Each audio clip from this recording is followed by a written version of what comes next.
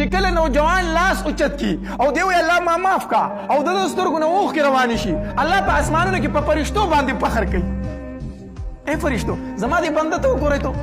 دا ځوان دی دا په زور کې دی دا په طاقت کې دی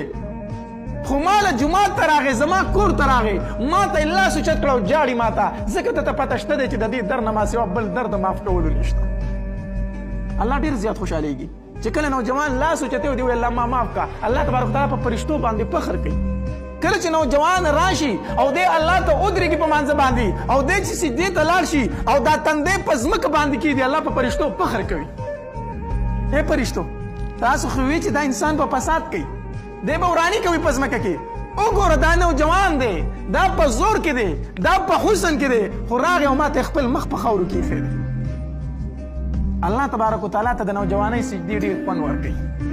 الله تبارک وتعالی ته د نوجوانۍ توبې ډېرې زیاتې خوند ورکوي ځکه چې سړی کمزوری شي خو بل لاره پاتې نه شي بیا